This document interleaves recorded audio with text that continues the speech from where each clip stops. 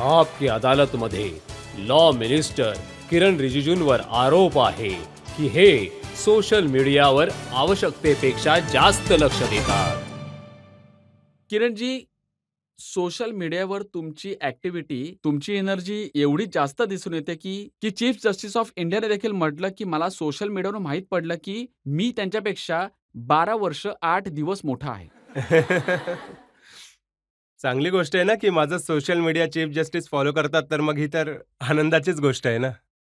आणि former justice म्हणतात, की जस्टिस रामण्णा ते म्हणाले, की मी त्यांचा डान्स पाहिला आणि त्या डान्समध्ये इतकी एनर्जी होती, हाय एनर्जी डान्स होता. Kiran Rijiju put Twitter on fire. ते गावामध्ये मी जेव्हा जातो, तेव्हा गावातले पारंपरिक आमच्या इथे लोकगीत असतात, डान्स असतात, तर आम्ही लोक करतो. त्यावेळेचा एक फोटो समोर आला. त्याला प्रधानमंत्रीजींनी जेव्हा पुन्हा कॉमेंट करून ट्विट केलं, तेव्हा पूर्ण देशामध्ये चर्चा झाली होती. त्याच्याच आधारे चीफ जस्टिस साहेबांनी म्हटलं आहे. तर त्याची एक झलक देखील आपण पाहूया. डिसेंट डान्सर त्याने म्हटलंय प्रधानमंत्र्यांनी.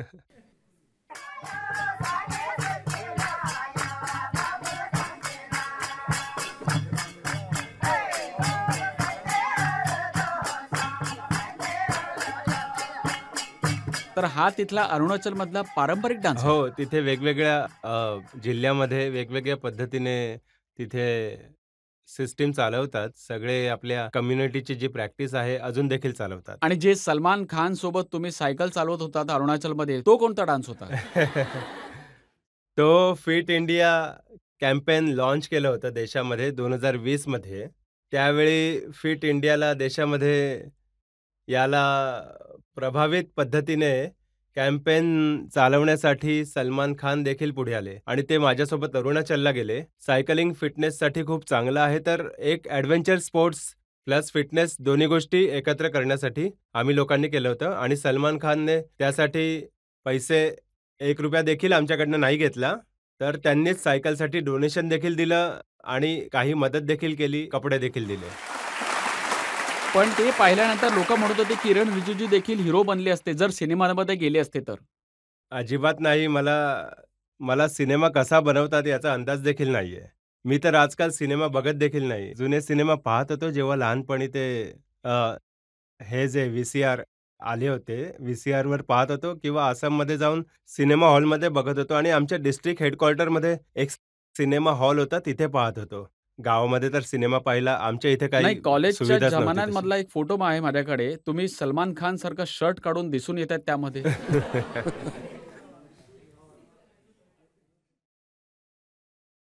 हो, सगळ्यात तो मागे आहे. सगळ्यात मागे आहे, शर्टलेस. तर कधी इच्छा तर झालीच असेल, की मी देखील सलमान खान सारखं शर्ट काढून सिनेमांमध्ये जावं? नाही, अजिबात नाही. मला सिनेमा बघायचाच फक्त छंद आहे. फिल्मी दुनियेपासून लांब-लांबपर्यंत माझा काही संबंधच नाही आणि आणि इच्छा करणं तर स्वप्न आहे आणि मी स्वप्न बघतच नाही त्या पद्धतीने सिनेमाशी संबंधित. पण कमेंट तर सिनेमावाल्यांवर करता. शिल्पा शेट्टीबद्दल तुम्ही लिहिलं, की फिटेस्ट स्टार ऑफ बॉलिवूड. हो, मग फिट इंडिया कॅम्पेनसाठी शिल्पा शेट्टी आमच्या इथे आल्या. आमच्या मंत्रालयामध्ये आम्हाला भेटल्या आणि भरपूर योगाला प्रमोट केलं. तर सरकारचे जे चांगले कार्यक्रम होत असतात, फिटनेसशी संबंधित सगळ्यांनी स्वस्थ राहा, आजारी पडू नका. देशाला फिट इंडिया असेल तर देश फिट होईल. जितके लोक आमच्याशी जोडले गेले, मी सगळ्यांना धन्यवाद म्हणतो. आणि तसंही मी जे फिल्म स्टार, स्पोर्ट्स स्टार किंवा कोणीही व्यक्ती जर आमच्या सरकारच्या कॅम्पेनला साथ देतात, तर एवढं कर्तव्य बनतं की मी त्यांना धन्यवाद म्हटलं पाहिजे. पण सोशल मीडियावर हे देखील खूप चाललं होतं, की रवीना टंडनला तुम्ही म्हणालात, "तवांगला या, मी सगळी व्यवस्था करून देईन हो. सुट्टीची." ते यासाठी की लोक समजतात की आमच्या इथे हॉटेल मिळत नाहीत, झोपण्यासाठी जागा मिळत नाही, तर कसं पोहोचणार? तर मी म्हणालो की मी सांगेन की कुठे हॉटेल आहे, कुठे काय आहे. मी तिथला एम-पी आहे. लोकल एम-पी असण्याच्या नात्याने लोकांना आकर्षित करण्यासाठी की आमच्या इथे जास्तीत जास्त लोकांनी यावं, पर्यटक यावे, तर थोडंसं तर बोललं पाहिजे ना, आमंत्रित करावं लागतं ना. जनतेमधून कोणाला प्रश्न विचारायचे? आधी तुम्ही स्पोर्ट्स मिनिस्टर म्हणून काम केलंय. आता तुम्ही लॉ मिनिस्टर आहात. तर आता देखील तुम्ही ॲथलीट, स्पोर्ट्समॅन लोकांच्या टचमध्ये आहात. अजूनही त्यांना मदत करता का?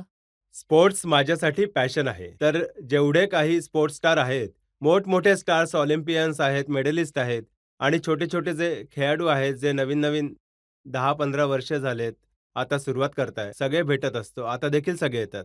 आजकाल माझ्याजवळ वेळ तर नसतो, तरीही अ, प्रयत्न करतो, की थोडंफार 5-10 मिनिटं जेव्हा संधी मिळेल, तर त्यांना मी बोलवतो, की या आणि जर काही समस्या असेल, तर माझ्या ऑफिसमध्ये फोन करा. सरकार बघा मंत्रालय काही असू शकतं. कलेक्टिव्ह रिस्पॉन्सिबिलिटी आहे. मोदीजींनी स्पष्टपणे सांगितलंय, की त्यांना कंपार्टमेंट वाईज वेगवेगळे डिपार्टमेंट नाही चालवायचे आहेत. सगळ्यांना एका विचारासोबत मोठं टार्गेट घेऊन चालायचंय. तर कुठेही खेळाडू जर फसत असतील, व्हिसा मिळत नसतील किंवा कोणी खेळाडू आजारी आहे किंवा कोणी खेळाडू कुठच्या समस्येमध्ये अडकला असेल गावामध्ये किंवा कोणत्याही ठिकाणी, तर मला मेसेज करता. मी लगेच त्यांना उत्तर देतो.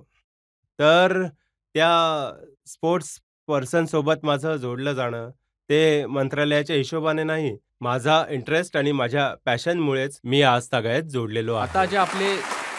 जे पैलवान आहेत, रेसलर्स आहेत, ज्यांनी मेडल जिंकले होते, ते आंदोलनाला बसले होते. ते देखील तुमच्याकडे आलेले का? ते जेव्हा भांडण होतं ना, तेव्हा मी मध्ये नाही आलं पाहिजे. भांडण हा वेगळा विषय आहे. ते फेडरेशन आणि खेळाडू दोघांमध्ये खेळाडूंच्या मध्ये काही मुद्दे होते. मी स्पोर्ट्स मिनिस्टर तर नाहीये, पण अशा जे विषय आहेत, त्यामध्ये मी नाही आलं पाहिजे. पण फिटनेसचे व्हिडिओज तुम्ही खूप टाकत असता, व्हायरल करत ते असता. तेव्हाचे आहेत, जेव्हा मी स्पोर्ट्स मिनिस्टर होतो आणि फिट इंडिया कॅम्पेन आम्ही चालवत होतो. आजकाल तर मी इतकं करत नाही आणि तेवढा वेळ देखील मिळत नाही ना. सर जसं की आम्हा सगळ्यांना माहीत आहे की तुमचे खूपसे व्हिडिओज सोशल मीडियावर व्हायरल झाले आहेत. त्यामध्ये तुमचं एक गाणं पण आहे, तेरे जैसा यार कहाँ. सर त्यातल्या तुम्ही 2 ओळ्या आम्हाला गाऊन दाखवा. अरे! Please sir.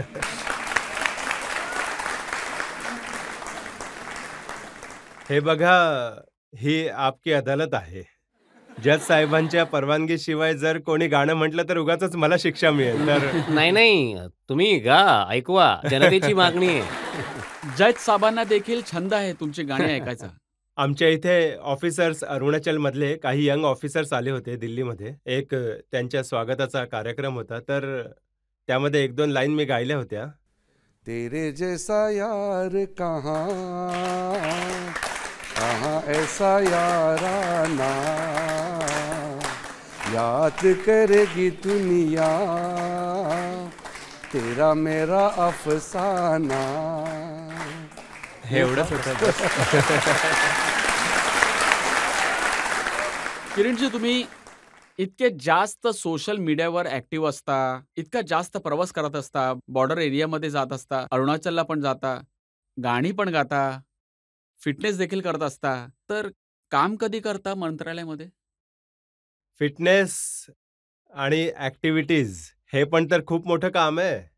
माणूस फिट नाही राहिला तर काम कसं करेल? पण ऑन सीरियस नोट, जे आपण गंभीरपणे कामामध्ये व्यस्त होतो, ती गोष्ट तर दाखवत नाही ना. जेव्हा आपण मधल्या गॅपमध्ये पब्लिक मीटिंग करतो किंवा गॅपमधून वेळ काढून काही ॲडव्हेंचर ट्रिप करतो, कोणत्या कार्यक्रमाला जातो, तेव्हाच तर दिसत असतो. त्यामध्ये आपण अगदी एकनिष्ठपणे फाईल वाचता, विचार करता, रिव्ह्यू मीटिंग घेता, ते कसं दिसून येईल? आम्ही सेक्रेटरीसोबत खूप गंभीर चर्चा करत आहोत, ते कसं दिसून येईल? तर जे काम करत असतो ते दिसून येत नाही आणि त्या गॅपमधला जो भाग आहे, तो जास्त दिसून येतो.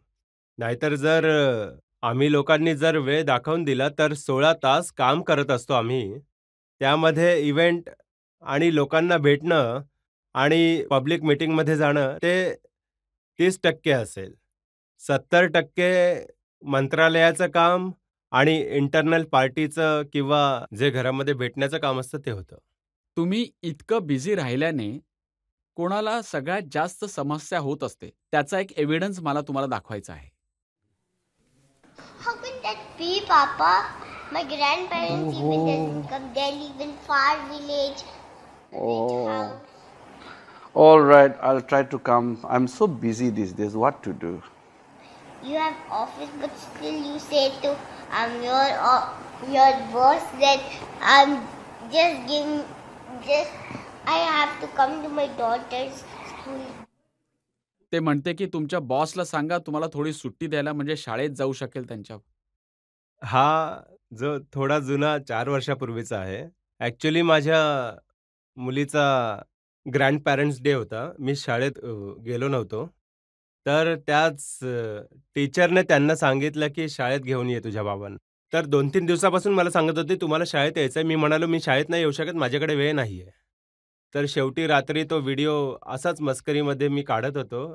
तर त्यावेळेस ती म्हणाली, "अरे, तुमच्या बॉसला सांगा ना, की मुलीच्या शाळेमध्ये कार्यक्रम आहे, तर तो सुट्टी देऊन टाकेल." तर मी कधीतरी म्हणालो होतो, की आपले प्राईम मिनिस्टर जर नाही म्हणाले, तर आपण थोडी ना मर्जीने फिरू शकतो. असं विदेशात वगैरे फिरणं हे सगळं नसेल. तर म्हणाले, की ते बॉस म्हणजे प्रधानमंत्री. तर तर ती म्हणते, की ते प्रधानमंत्री बॉस मान्य करतील, जेव्हा मुलीचं नाव घ्याल तेव्हा, असं म्हणत होती. पण हे तर पूर्ण जगाला माहिती आहे, की मोदीजी त्यांच्या मंत्र्यांना ना झोपू देतात, ना आराम करून देतात. खूप काम देत असतात. म्हणूनच तर देशाची प्रगती होत आहे. जर जर काँग्रेसच्या काळामध्ये किंवा याआधी तुम्हाला माहीत असेल मिनिस्टर लोक उन्हाळ्यात सुट्टीमध्ये जात होते. युरोपमध्ये फॅमिली घेऊन जात होते आणि खूप हॉलिडे करत होते. 2014 नंतर ही सुट्टी, हॉलिडे शब्द तर माझ्या डिक्शनरीमधूनच गायब झालाय. कारण आता इतकं काम करायचंय. पीएम तर 1 मिनिट ते वाया घालवत नाहीत, तर आम्ही लोक कसा काय हा वेळ वाया घालवू शकतो? म्हणूनच आता तर देशाला 2047 पर्यंत श्रीमंत बनवण्याचा, पूर्ण शक्तिशाली, ताकदवान देश बनवण्यासाठी मोदीजींनी जो निर्धार केलाय, पुढे जात आहे, तो पूर्ण करायचा आहे. तर आमच्यासारख्या लोकांनी तर बाकी गोष्टी सोडल्या पाहिजेत आणि पूर्ण देशातल्या जनतेने एकत्र येऊन फक्त देशहितासाठी काम केलं पाहिजे.